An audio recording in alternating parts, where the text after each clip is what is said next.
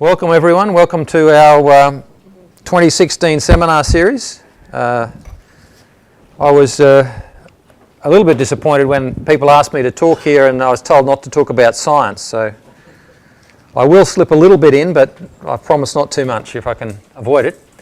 I'm really going to give a bit of an overview of where we are with QAAFI and some of the broader issues. I will relate that to the science we're doing, I suppose.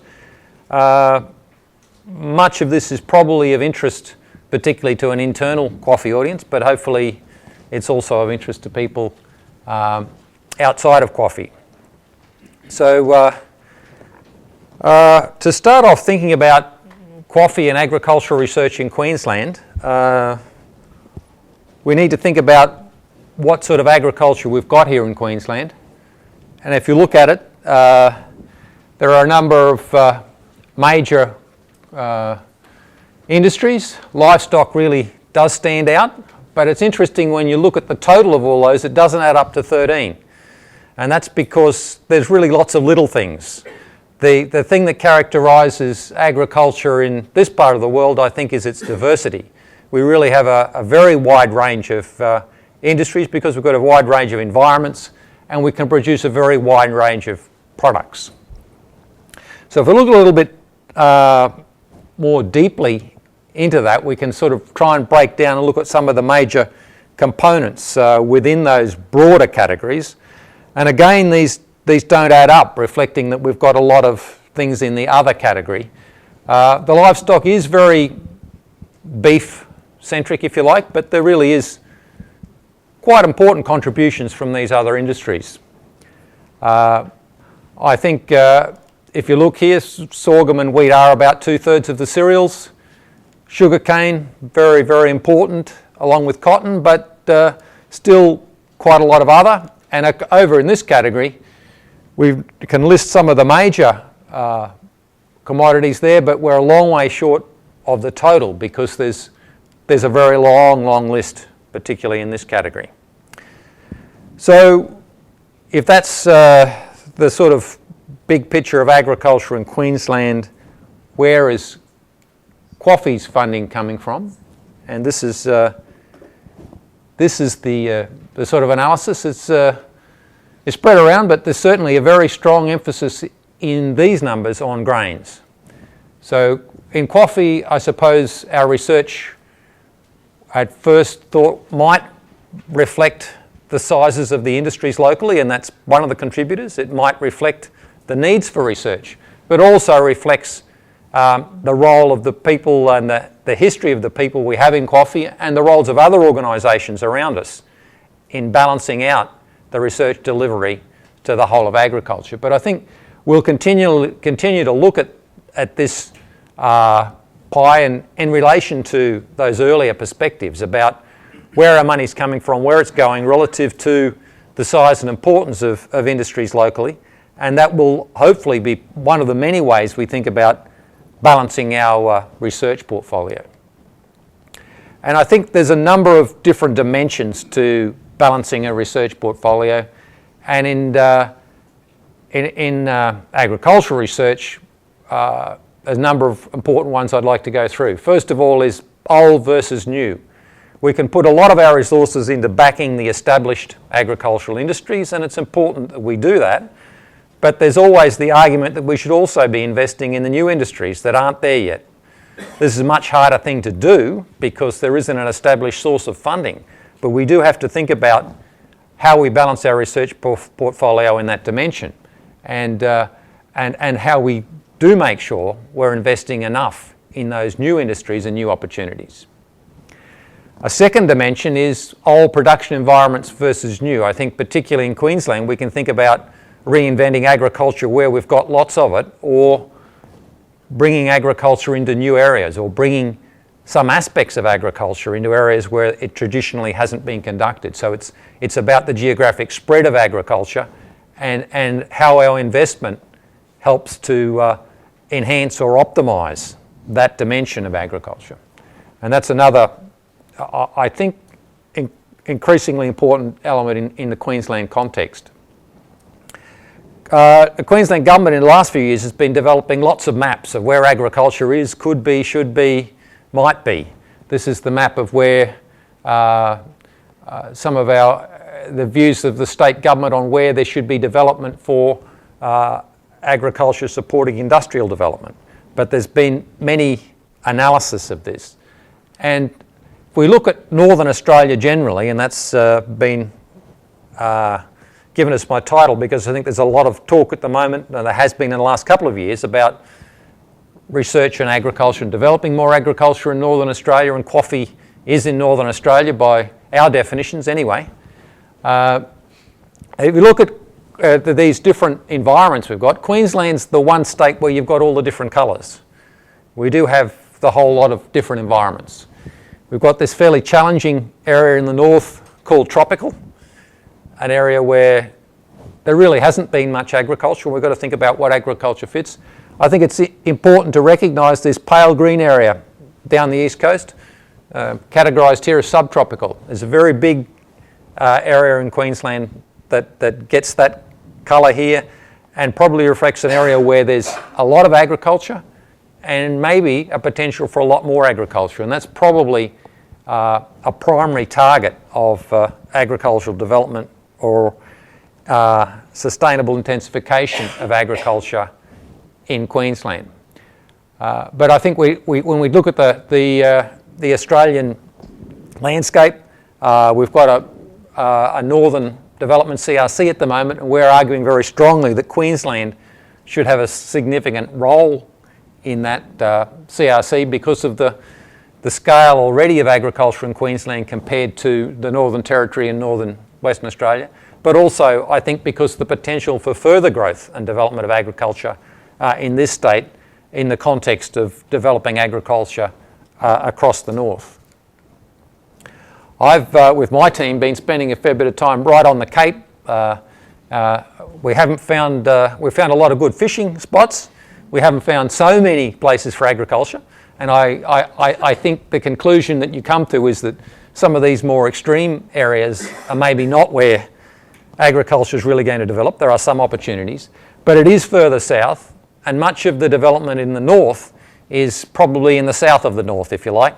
The opportunities are really in areas where agriculture is probably already in place, but where we can further intensify and add value to that agriculture, rather than on a very large scale going into completely new areas for agriculture, although there are some opportunities for that. But certainly on the Cape York itself, so we find lots of things, but not necessarily places where we need a lot of agriculture. And I think the other perspective about Northern Australia is where we are in the world. This is the map of our region, as I usually think about it. We hear in Queensland about regional politics, and it turns out they're talking about areas within Queensland. When I think about region, I think about this area. And I think that's more the area we have to think about, because that's our primary market. It's the areas that we're supplying to. And if you think back, we've had much talk in the past, amazingly, about limitations of agriculture in Northern Australia because it's too far from markets. And of course that reflects, I think, the domestically focused thinking of a lot of agriculture in Australia, that the markets were all in Sydney or in Melbourne. The markets are north, they're not south by any definition. So Northern Australia has the advantage of being closer to markets than Southern Australia. And yet there's still a perception that it's the other way around because the market is domestic. And we're still, I think, moving beyond that.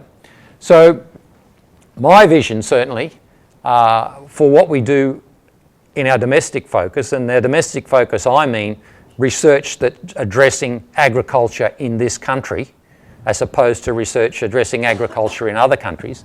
Our domestic focus should be on high-value products that come from innovation, whether they be destined for domestic or export markets, and predominantly they will be destined for export markets. But their opportunity needs to be taken to differentiate them, build on our Australian clean, green and safe image. Food safety is particularly important in some of our markets, but focus on high price. High price is the important thing. What we're about is making food more expensive, and that's the mark of success because that means we're bringing more money to agriculture. And it's a very different perception to what the consumer has, but that's the way agriculture will be successful in Australia. My view is that I'd be happy to see the supermarkets full of cheap foreign food. That means people locally are able to buy cheap food. And it also means that we're being very successful, that our products are so attractive that they're attracting very high prices in export markets. But again, industries that tend to focus on import replacement tend to go into supplying low-value markets where they'd be better positioning their product in a higher price category. So we have a lot of work to do, I believe, on making sure that we're targeting the right high-value outcomes for agriculture to ensure we maximise its profitability here. In terms of our international focus, I think it can be very much on it's very much on exporting technology. It can be about producing more cheap food to feed the world, and that is an appropriate place for us to play out that technology. But trying to produce really cheap food in Australia for export is actually going to most likely lead to failure because we need to be producing the more expensive product here. And I think we can achieve that balance. And in our research in coffee, this is depicting the sorghum project of Dave Jordan and co. We are very much, I think, focused on delivering technology that contributes to food security while maintaining our focus on high-value production domestically. So if we come to QAAFI's mission, I think we very much see QAAFI as being a hybrid organisation in that we're about research quality, but we're very much also about industry impact, and it's the hybrid between those two that's really important to us. And I think what we're trying to do is get something, some particular synergy, or to use the genetic analogy, get some heterosis or hybrid vigour out of being an organisation that's brought together people focused on industry impact and people focused on research quality, and getting the combination of those two that leads to the outcomes that we're after, the impact that we want to have. So we look at where we've come from our start in 2010. We had a fairly small budget and we started with a few staff. The milestones we're looking for this year is that we should sign up our $200 millionth of research income, which will be a significant milestone. We got to 100 million in year 4 and we'll get to 200 million in year 6. It allows you to see that we're hopefully accelerating that pace of building our research income. And we're approaching around 500 people in the organisation. I think that that's getting to a good critical mass that will allow us to continue to grow and improve the quality and quantity of what we do.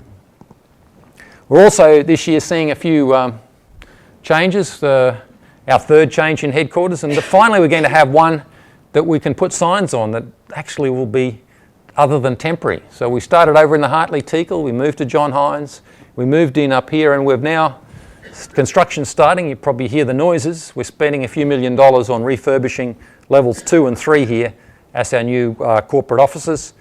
And we may be in the ground floor here by the end of March. That's the current predictions. Hopefully having, for the first time, a QAAFI shop front will give us a greater presence on the campus, and hopefully also a place where we can identify QAAFI more strongly as a UQ institute. But we're not just here at St Lucia. We're at many places, and we have staff located throughout Queensland, and that's something that's we're quite deliberate about continuing. We don't want everyone to start moving to St Lucia or to Brisbane. We've got staff across the state, and we've got an agenda that will probably see some changes. We're probably likely to exit some sites, but we're also likely to probably have staff at additional sites. I'm particularly keen to see more QAAFI staff based permanently in northern Queensland to better service the sort of research opportunities that are found there. And these are the current sites that we envisage an ongoing presence at. There is a challenge of having people this dispersed, and we have to continue to work on the communication challenges, but there's also a strength and value of doing that by having people out there embedded in the community that can really connect to industry at the local level. But it's a very important part of our model. And of course, we're not only in Queensland, we do have staff internationally, but we're very much Queensland based, and I think we're also keen to see more locations internationally where we have a number of QAAFI staff physically based that can extend our international network. So I think it's the old saying, ask not what your university can do for you, but what you can do for your university. And so what can QAAFI do for UQ? And we've been very, what should we be aiming QAAFI to deliver for UQ? And I've said we can be Mr. 5%. I think we can probably be Mr. 10%. So we can say QAAFI can bring in 5% of UQ's research income. That's not a stretch target. We do better than that already. About 10% is sort of what I'm notionally aiming for long term, that we're 10% of UQ's research income. I think that's a stretch target, but not a big stretch. In the same measure, can we be 5% of the research high degree load? I think that's realistic, but that's a bigger stretch target for us. If you look at where we are at the moment, we're only at about half that or a bit more. But I think we can probably deliver 5% of the RHD student training of UQ long term.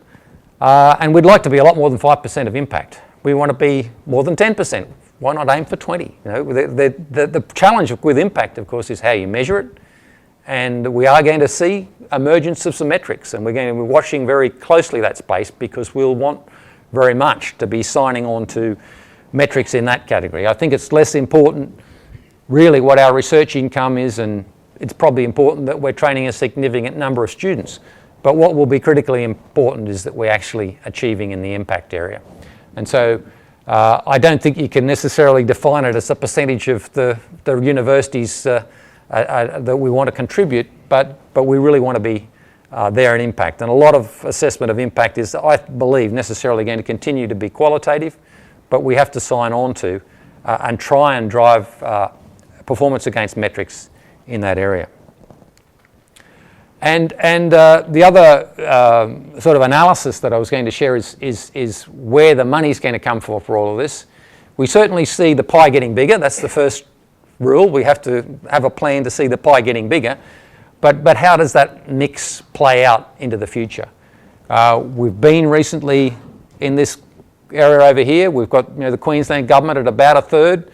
I'd certainly like to see the Queensland government contributing less of our total, but that's not less money. We hope that in the future it's contributing even more money, but that it's diluted by having a wider spread of sources of funding.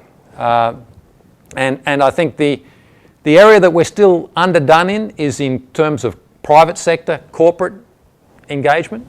I think we can continue to do well out of the R&D corporations, and we'll continue to hold maybe where we are at the Queensland government. What we've got to grow is private sector. I don't think we're going to particularly get a lot more money out of the ARC. We'll work very hard to keep the percentage of our funding from the ARC where it is, at that sort of 5% or so. But I think we do have to work on large corporate and the foreign areas, particularly the likes of the Gates Foundation and those sorts of areas. I think there's still more opportunity for us to attract significantly more funding in those areas. And so it's an attractive area for us to continue to explore growth. Students, we remember we first enrolled students in January 2014, so we haven't been doing it for very long. Latest estimate is we've got around 180 PhD students. If we had 216 by 2018, that's just no growth at all, really. We'd be at around that 5% of UQ RHD students, which is probably a reasonable sort of target. And where is UQ? Well, we are sort of struggling to be that top 50 university. We've got a couple of rankings there in 46th to 52nd, probably okay to say, yes, the university is in a number of its marketing enterprises that we're a top 50 university. We're past the 50,000 student mark. And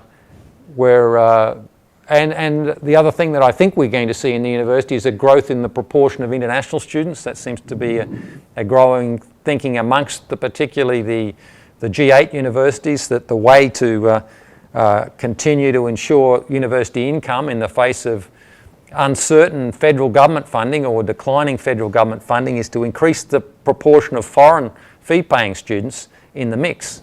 The challenge with that, of course, is that you're very dependent on exchange rates and what happens in other countries. So it's a path we're going down, but a path that does have risks. So, but in terms of the postgraduate students, of course, many of those are international, and we see that in QAAFI very much. I think the budget, eventually we'll probably all see it past the 2 billion mark in terms of an annual figure, and I think that's interesting relative to the importance of UQ as an industry here in Brisbane and in Queensland. But where are we in agriculture? That's more important. And we are various places, various metrics. I like this one because it's the highest one we've got. So here's a typical result for UQ, where we got to 7 in this last year in the Taiwan University ranking. This is the scientific publications ranking in the field of agriculture. So we're way ahead of any other Australian university. That's the important thing. We don't have any domestic competition. And I think the top ranked, the second ranked university in Queensland, interestingly, is Griffith at 206th in the world. So being in the top 10 in agriculture is probably the thing we've really got to aspire to. And the reason why we can be in the top 10 in agriculture is because we're in Northern Australia. That's the really key message, because if you're in Southern Australia, you'd be working on the same sorts of agriculture as they're working on in the US and Europe and lots of other temperate places in the world. But we're working in a unique space. We're working with a whole range of organisms and environments in the tropical world here in Queensland that put us into a unique space in terms of a niche and allow us to be a world player. And we need to understand, I think, that dynamic, that we're the best in Australia because we're working on different things, I think, to a significant extent to what our colleagues are in other universities. Now, other measures of quality, and the Vice-Chancellor is quite fond of sending these things around, is the things like the Nature Publishing Index. UQ has reached a leading position in Australia in this index, which is a measure of how much we publish in these high-profile journals. And it is a really important metric because it influences the university's ranking in a number of the ranking systems, so everyone does follow it pretty closely. And it's pleasing to see that QAAFI is actually making a contribution here. We do have a number of the points that UQ is scoring helping with this metric. And so it'll be interesting to see over time the extent to which we're able to continue to contribute to this sort of elite category of publication. But QAAFI has made more than its fair share of contributions in the last 2 years to UQ's position and UQ's position as number 1 in Australia in this index. I like this slide. It's off the university, one of the university websites. It's the UQ's top 30 research strengths. And the one at the top is agriculture and food science. I won't let you look too closely at the order, but they've obviously put it at the top because it's the most important of the 30. Certainly, I can't think of any other reason why it's up there. But we'll at least, I think, need to continue to explain to our colleagues in all these other areas of research strength what we do in agriculture and food in QAAFI and how important it is in the university. So I think I've already made the point, but our unique position is to focus on commodities and production systems for unique tropical and subtropical environments. And you probably can't see this slide here, but this shows trends in world population, and the proportion of the world population in the temperate world, places like Europe, is really declining, and the proportion of the world population in the tropical world is going to continue to grow. So increasingly, the tropics is where all the action is. It's where all the people are, the environmental challenges are, it's where the food's required, and it's where we're well positioned to be involved. So it should continue to be, I think, the focus of what we do. So I was going to go through a couple of what I see as the other dimensions of balancing the research portfolio, and then just give some examples of some of our research to talk about some of those. I think when we're talking about innovating in agriculture, again, there's always two options. Just as there are, working on old industries or new industries.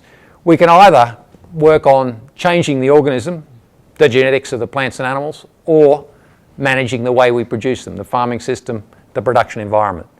And again, it's another dimension in which I think we need to balance our investment portfolio. I come to a lot of agriculture industries and I look at them and they're doing it all by genetics. They've just got a breeding program and they're not doing anything else, and they're not optimizing quite often their advancement. Others, they're ignoring the genetics, just trying to manage better, and they quite often come unstuck as well. It's about getting the balance right between those two to maximise increases in performance of industry. And another really important dimension, I think, of there's two ways of doing it, is to increase production and production efficiency, producing more or producing better, focusing on the quality. And again, I think it's really important, particularly in a high cost production environment like Australia, that we focus on quality and what we're producing, not just producing more of it. And we, I think, often lose sight of some of these balances. So if we look at a road map of where we're delivering, there's lots of different areas. I'm just going to go through a couple of examples of projects that were, I think, pulled out for one of our reviews to just give examples of things that we're doing. But before that, just talk about some of what I see as certainly fundamental driving technologies. I think there is a place for science push very much in what we're doing. I think we don't see a lot of agriculture industries identifying new technologies that they want. Somebody has to tell them about these technologies. They have to identify where we apply it, but there's a real interaction between the industry pull and the technology push. And I certainly see three areas that continue to be important that we're intimately involved with, being biotechnology, nanotechnology, and information technology. And this is a good summary of, I think, where we are with biotechnology. And I think this bears repeating. Soon it'll cost less to sequence a genome than to flush a toilet.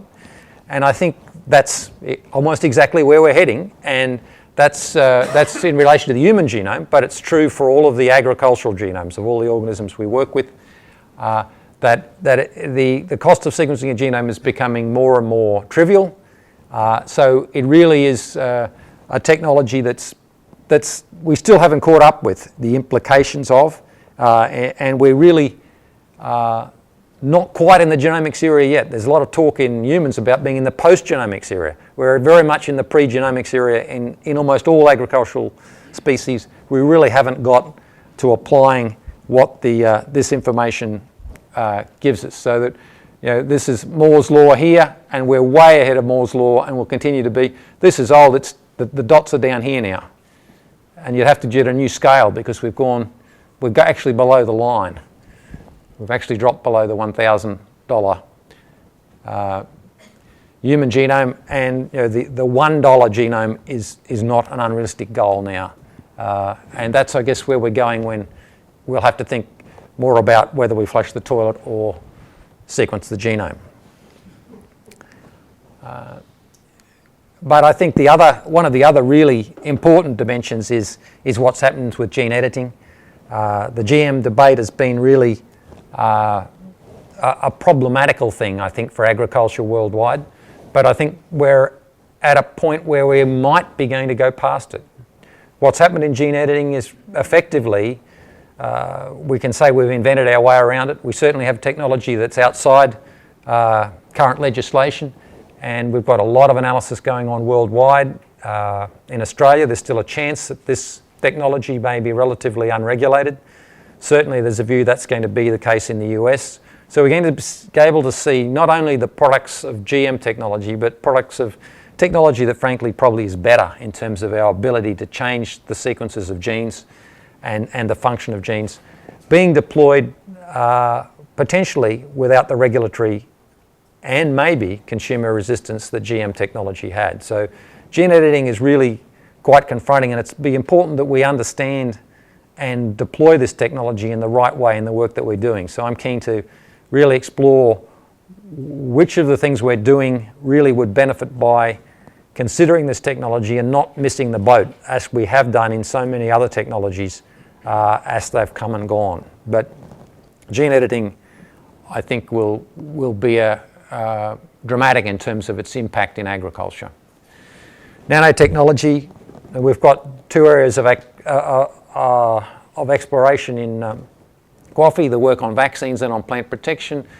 The advantages in terms of vaccines are obvious. This is really just an extension of what's happened in humans in terms of using nanoparticles to deliver vaccines, but an enormous advantage particularly, I think, because of the cost and stability in an agricultural context.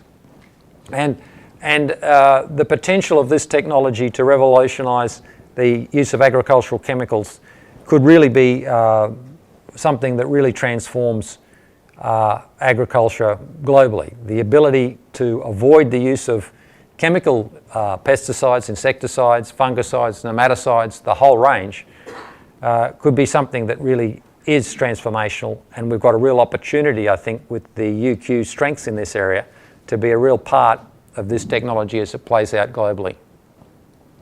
And information technology, the UQ Research Computing Centre really is a resource that we should be using more.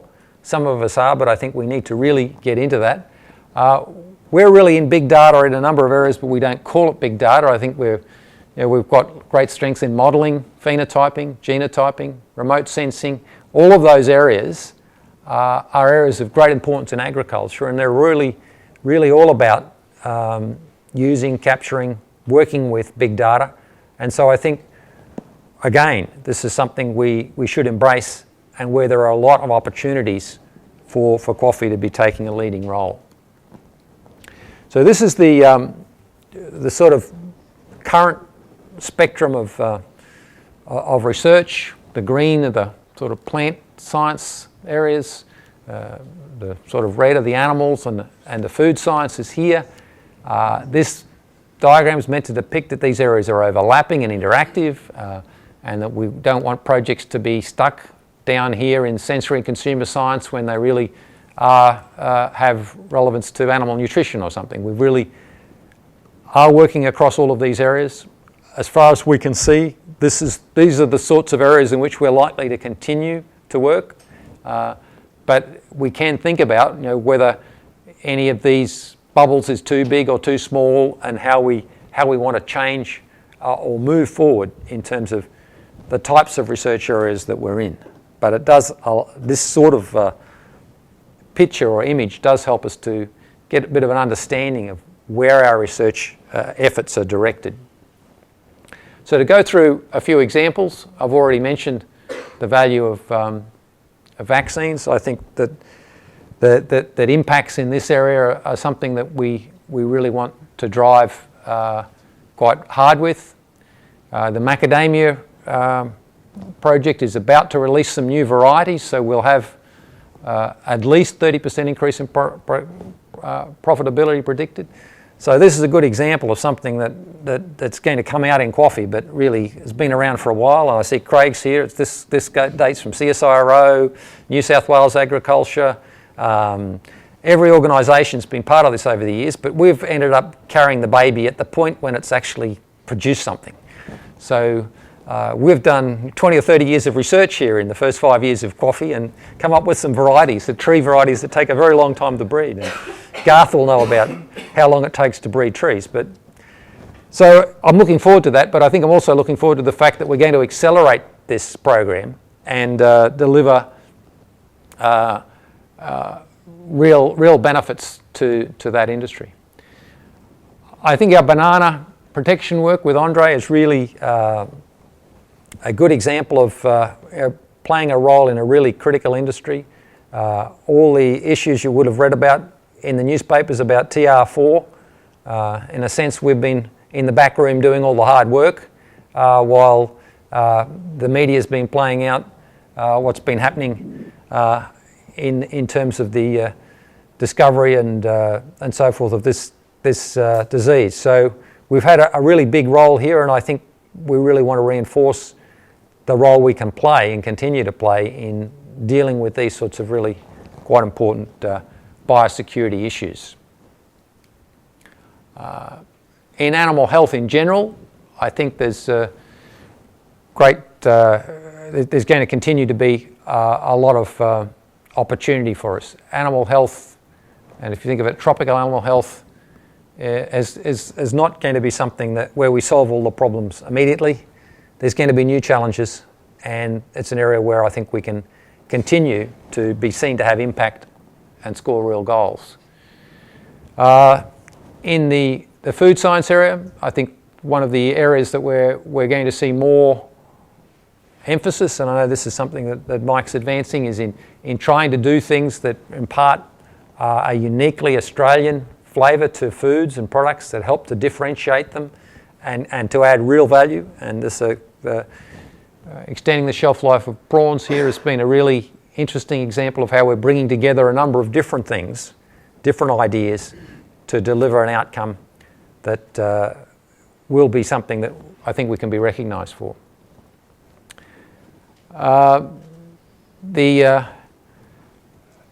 This product is really important. Tim's sweet corn, which is something that's going to go to the markets in the next year or so. I think it's due for probably commercialisation by next year. You might see this in the supermarket, or certainly soon after. Potentially a product that will completely displace sweet corn in the marketplace because it's more attractive as well as having a health advantage.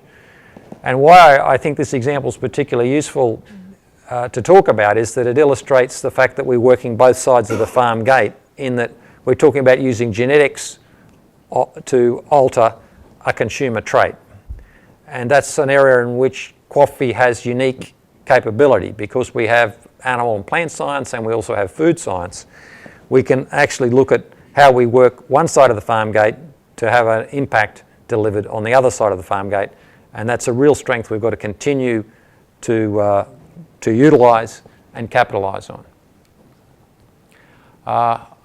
For Glenn's benefit, I thought I'd put up this slide because we have to work with what are the big industries, and beer is actually big business in Queensland, bigger than any other states, and that's just historical because of the age of the infrastructure in brewing.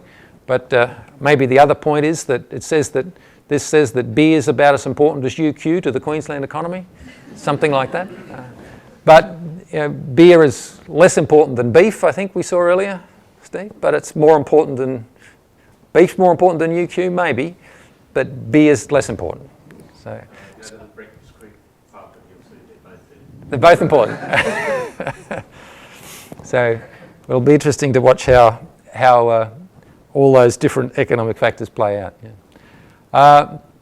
Well, we're doing things out there in the field too. I think what we've got with Bagarath and co, some things that are happening in weeds that are delivering the really practical applied outcomes. But we've also got some very cutting edge new technologies being deployed in this area that might see the sort of new radical solutions to these old problems being developed.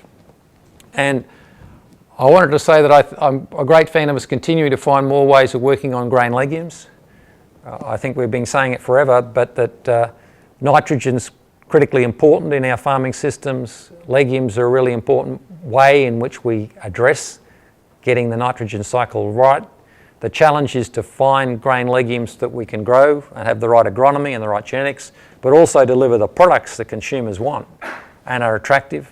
And again, QAAFI is in a unique position to deliver in this area, and it'd be hard to define a greater need in our farming systems than for higher value, productive grain legumes. Sorghum is one of our showcase stories because this is a case where we're running a large program that's delivering very large economic benefits to industry, and I see that that's something that where QAAFI and Queensland has a natural lead in the world in terms of sorghum genetics and production, and where we need to continue to focus our efforts. But that extends to other species, and I think the sort of things we're doing with Lee and getting into genetics of a wider range of cereals, I'd certainly like us to continue to develop capability across the cereals, and it's probably fair to say that we're one of the few organisations that work with all of the major cereal crops in the world, and that's probably a unique strength that we're able probably to look at cross-fertilisation of ideas between all of those major global species. In horticultural crops, I think the small tree program, trying to increase productivity in avocados, macadamias and mangoes, very important. But I think we've got lots of opportunities to find new high-value products that we can deliver for horticulture. I wanted to put one slide in on my work, so since I wasn't allowed to talk about science today, I'll just talk about this one. This is where I see us making a really big contribution. I think the work that we've been doing in my group on rice is well known. We're expanding the rice gene pool quite greatly at the world level. But in wheat, we've just recently described a gene that's responsible for bread quality, a key part of the prime hard attribute that we find here in Queensland. We've just identified genes to determine how much flour we get out of the grain, and remarkably we've found some genes influencing carbon capture by the grain. So we've got a package now where we've got, I believe, technology where we can get more grain per hectare, more flour per tonne of wheat, more bread per tonne of flour, and if with the sort of genes we're finding, even if we're only getting 5 or 10% at each of those stages, it adds up to a lot more wheat in the world if we get 5% by plus 10% plus 5%. And so that's looking as though we're in a position to make a really significant contribution to wheat production on a global level, and a lot of it's due to some of the unique attributes of the wheats that we've got here in Queensland. So I expect to hear more about what QAAFI's doing for wheat. And beef, I suppose, thinking about the slide at the beginning, we can't but emphasise the importance of us continuing to try and do more in beef. I think the challenge, and Steve's articulated many times, is what to do and what sort of beef industry we need to be helping to try and create in Northern Australia. We've got this very extensive beef industry, and we can do things that help that, but there are limits to what that is ever going to deliver. To what extent are we able to help that industry to sustainably intensify at a local or other level? So there's big challenges in even defining the problem in terms of what we do with the beef industry in Northern Australia, but we really have to grapple with it because it is such a big economic factor for us. So that's a bit of the science. I just wanted to go back to talking about relationships issues. And I think what we're about is trying to build our relationships even further with the Queensland government.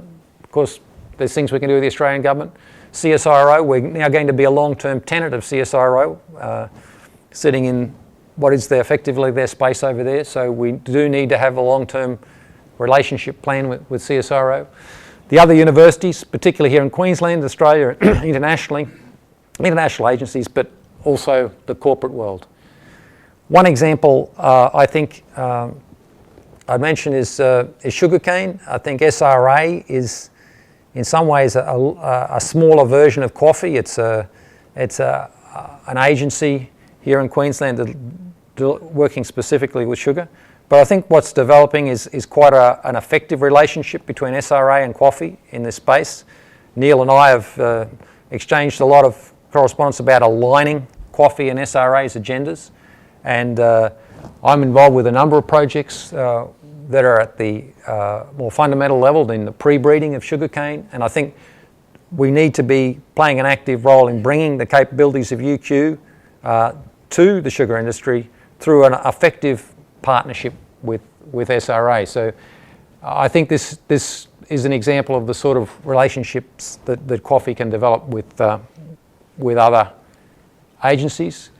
Here we've got the opportunity to link within the building, I think more extensively now with CSIRO, now that we're going to be here long term, but also at the national level.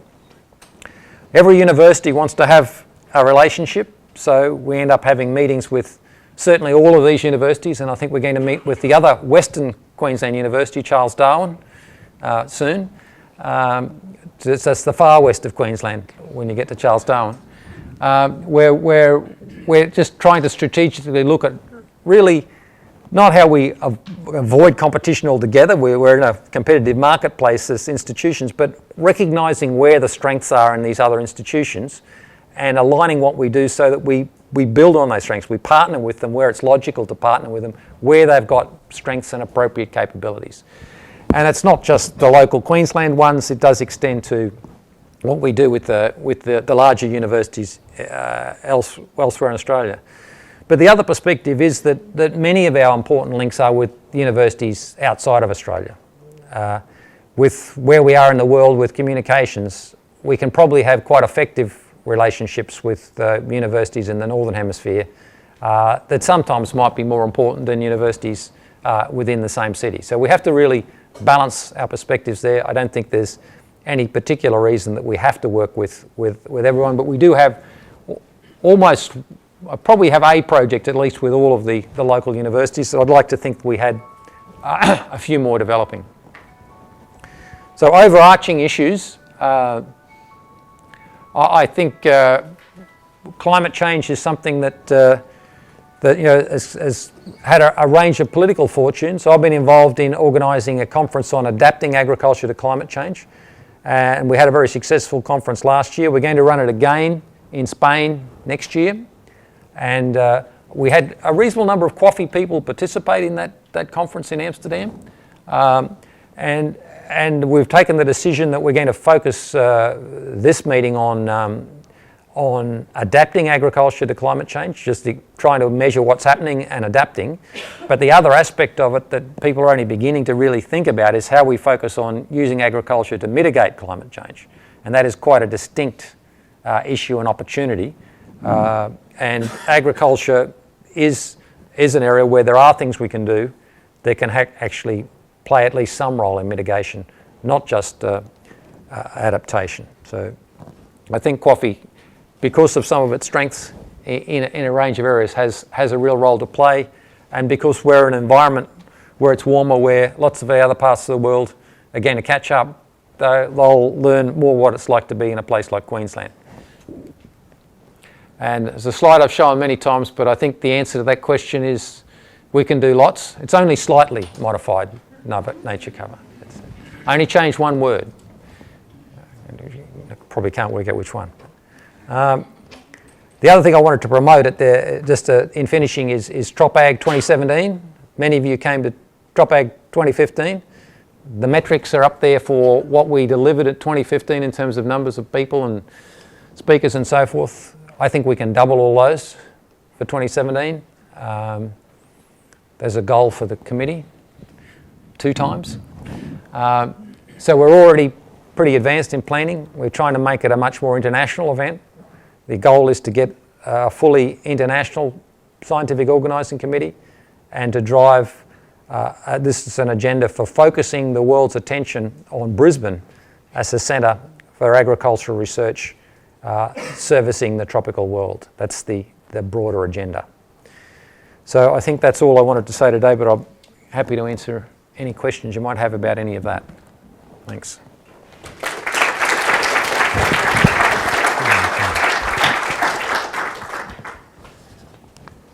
Any discussion? Yes. I was just wondering, let's say you wanted to move into, or more strongly into an area such as one that you mentioned, what's the mechanism that you've got at your disposal to do that? Well, I think the key limitation is making that decision. So I think we really can move to wherever we really want to move. We're constrained by the external environment, but I think we are in a position that if we can identify something we really believe is where we should be, we can formulate a plan and go there. There's no reason why we can't. Well, can you just give us an example of what that plan would be? Like, is that hiring staff, moving staff off one project into another? Who makes those decisions, and how does that mechanism actually work? Well, I think it works at many levels. It works at the individual academics level of reshaping their own portfolios with some guidance, but certainly where we identify strategically out of all of that sort of analysis that there's a great need out there for this sort of technology or projects in this area, we can go out to commission them, and it's all about moving resources to do that, for sure. But you have to have a path that includes where the money's going to come from. But there's lots of sources of money in the world, and so it's a matter of really wanting to do it enough to raise the money and to interest the right teams, put the team together to do it. I think we have to think about what the capabilities of the current team are, but we can also add people. So if we identify that we've got half the team we need to do something, we just have to buy the other half. I don't see any real problem with that. And we are going to an era where QAAFI will be recruiting more people because we are having some staff retire, and that's freeing up funds that will allow us to make appointments. The key thing is we do that strategically, that we take those opportunities when they arise to get the people that will provide the leadership in those new areas that we think are going to be required in the future. So it's that renewal. But certainly at the planning, the QAAFI stage, I think we're putting a lot of emphasis on the quality of our staff as the key thing that we've got for the future. That's our real asset. And so it's about certainly developing all the staff we've got at the moment to their optimal potential, but it's also about making sure the new appointments really bring in the expertise that we want, that bring in people that have got those capabilities. So I think that in the longer term view of it, the staff renewal is one of the biggest ways you influence the direction that you go. I was interested in your graph with all the bubbles that they were touching each other and interacting, and I was wondering, so what are you actively doing just to make that happen, so that we have those synergies, and in particular when we are tackling very complicated problems that they need multidisciplinary teams and transdisciplinary approaches. Well, the first step is just to get that perspective, is to stand back and say, these are all the areas, and how do we create a few bubbles that explain and create some structure amongst the people we've got and the capabilities we've got. And then certainly at each of the centre levels and at the whole of QAAFI level, we think about how that can interact and how we can bring things from different bubbles together to address a particular opportunity or need. And certainly we can think about, do we have enough capability in that bubble, or do we need to be actively looking for opportunities to expand in those areas? It's a management tool that can be used at the QAAFI level, at the centre level, and at the individual sort of program levels, because we've got big programs of work going on that do fit within some of those bubbles that need to be managed in terms of their scope and thought about strategically.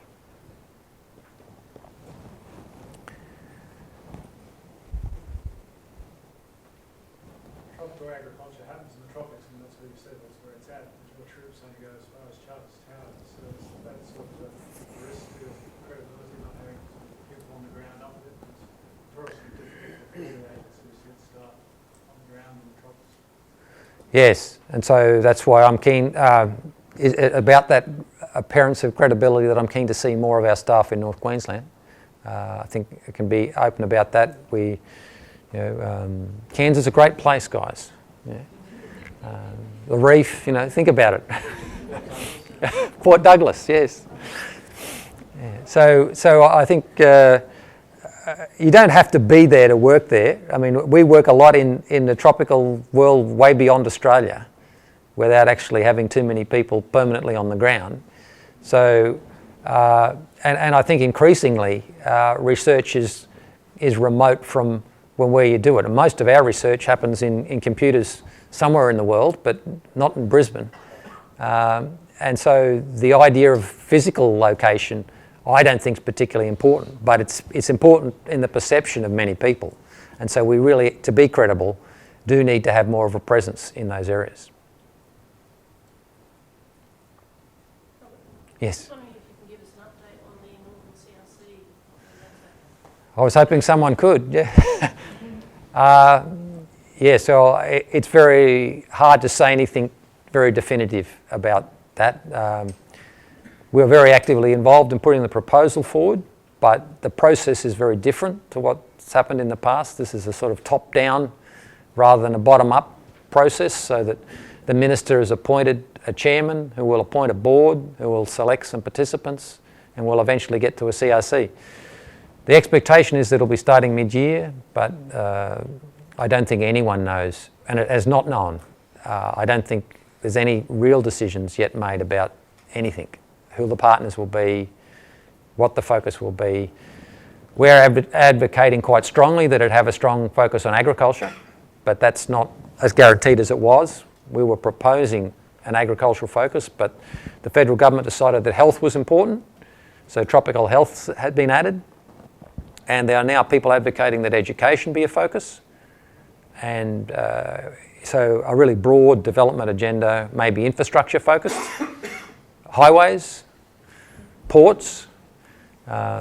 We keep saying there needs to be some agricultural research because there's still questions to be answered about agriculture in the north, but so I guess we don't expect that there'll necessarily be very much of the resources available for agriculture. But what is, will be continuing to advocate be spent on the highest priority things. But I think the best answer to say is that I think within a few months there'll be a clearer picture emerging. There's a lot of meetings and meetings and meetings at the moment.